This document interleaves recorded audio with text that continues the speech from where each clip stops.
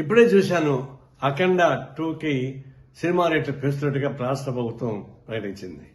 ఇలాంటి ప్రకటన ద్వారే కదా ఐబొమ్మ రవి లాంటి వాడు పుట్టేది.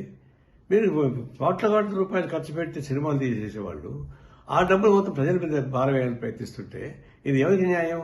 కాబట్టి ఇంకా ఈ విలువైన కాస్ట్లీగా ఉన్న సినిమాను చూడడానికి ఇష్టమైన ప్రజానీకం ఐబొమ్మ రవి లాంటి వాడు చేసిన సినిమాలు చూస్తున్నారు. మీరే కదా సూచిస్తున్నారు. మళ్ళీ అతను అరెస్ట్ చేసే హక్కు మీకు ఎక్కడ వచ్చింది?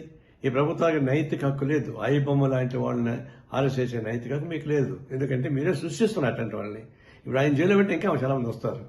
ఇలాంటి సినిమాలని రేట్లు పెంచి దివాళాపూరితంగా సంపన్న వర్గాల ఒడిగని చేస్తూ సామాన్య ప్రజానికాన్ని జోగులు కొట్టేసేటువంటి తిరుక్షోభం చేసేటువంటి అయిపోతున్నారు. ఇంకా రాబోతున్న సినిమాలు 6-7 సినిమాలు రాబోతున్నాయి. అవి ఎందుకు పెంచుతారు ఇంకా అంటే అట్లా పెంచుకుని పోయి ప్రజలను భారం వేస్తుంటే ఇట్లాంటి ఐబొమ్మ రవి లాంటి వాళ్ళు చాలా మంది పుడతారు. వాళ్ళు రావడం మీ చేత కాదు. ఇది స్వయంకృత అపరాధం. వ్యవస్థలో చేస్తున్నటువంటి అనేక అరాచకాల భాగంగా ఇది ప్రభుత్వం తగిన చర్యలు తీసుకోకపోతే ఇలాంటి అరాచకాలు జరుగుతూనే ఉంటాయి. తక్షణం ఈ సినిమాలు ఆ పద్ధతి ప్రజలకు దూరం చేయబాకండి. ప్రజలు సినిమా థియేటర్లకి ప్రజలకు దూరం పెంచేస్తున్నారు. సినిమా థియేటర్లో 100 రోజులు 50 రోజులు ఆడుతూ ఉంటే జనం చూస్తారు సామాన్య ప్రజానీకం. మీరు 3 రోజులు మొత్తం డబ్బులు వాడుకున్న తర్వాత అది ఎవరు చూస్తారు? అంటే సినిమా థియేటర్లకి ప్రజానీకానికి దూరం చేస్తున్నారు.